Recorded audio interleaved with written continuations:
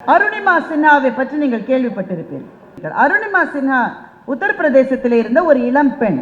அவங்களுக்கு கனவு என்பதே போலீஸ் வேலைக்கு போகணுன்றது தான். போலீஸ் வேலை கிடைச்சிருச்சு. அவங்களுக்கு கையில் அப்பாயின்மெண்ட் ஆர்டரோடு ட்ரெயினில் ஏறி வேலையில் சேர்றதுக்காக போயிட்டு இருந்தாங்க. போகிற இடத்தில் அவங்க அவங்க ரொம்ப வறிய குடும்பத்தை சேர்ந்தவங்க. அவங்களுக்கு இருந்த ஒரே சொத்து அவங்க அம்மா ஒரு தங்கச்சங்கிலி பண்ணி போட்டிருந்தாங்க. அது ஒன்று தான் கழுத்தில் இருந்தது. அந்த சங்கிலியை பறிக்கிறதுக்கு யாரோ முயற்சி பண்ணியிருக்காங்க. அருணிமா சின்ஹா போராடி இருக்கிறார். ஏன்னா போலீஸ் வேலைக்கு போயிட்டு இருக்கிற போது தங்க சங்கிலியை திருட்டு கொடுத்துட்டு போய் போலீஸ் வேலைக்கு சேர முடியாது தானே சார். அதனால போராடி இருக்காங்க. இவங்க போராடின உடனே அந்த கும்பலுக்கு அது வெறியாயிருச்சு. அந்த சங்கிலியை பறிச்சுட்டு அவங்க அப்படியே ட்ரெயின்லேருந்து வெளியில் தள்ளிட்டாங்க. அவர்களுடைய நேரம் பாருங்க, பக்கத்தில் இன்னொரு ட்ரெயின் ட்ராக் இருக்கு. கரெக்டாக அந்த ட்ராக்ல போய் விழுந்துட்டாங்க.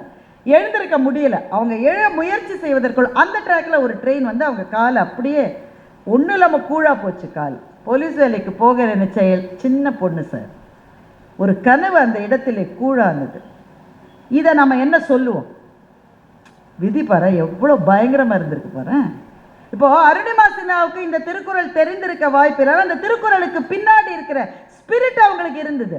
விதி தானே, நீ தானே என்னுடைய காலை இந்த மாதிரி செஞ்சுட்ட, நீ என்ன நினைக்கிற, நான் விழுந்துருவேன்னு நினைக்கிறேன், நான் இதுக்கு பிறகு எழுதுனா என்று அருணிமா சின்ஹா செயற்கை காலை பொருத்தி கொண்டு நடக்க ஆரம்பித்தார். நடப்பதே அதிசயம் இருந்தது. ஆனா நடப்பதோடு மாத்திரமில்லாமல் மலை ஏறுகிற பயிற்சியையும் அருணிமா சின்ஹா எடுத்துக்கொண்டார். மலையே இந்த செயற்கை காலை வைத்துக்கொண்டு மலையில் ஏறுவது என்பது எவ்வளவு பெரிய கஷ்டம்னு நமக்கு தெரியும். சாதாரண மலை, உங்க வீட்டு மலை, எங்க வீட்டு மலை, பரங்கி மலை கிடையாது. இமயமலையில் எவரெஸ்ட் சிகரத்தில் ஏறி காட்டினார் அருணிமா சின்ஹா. செயற்கை கால்கள் பொருத்தப்பட்டு எவரெஸ்ட் சிகரத்தில் ஏறிய முதல் பெண், முதல் நபர் என்கின்ற பெருமைக்கு உரியவரானார்.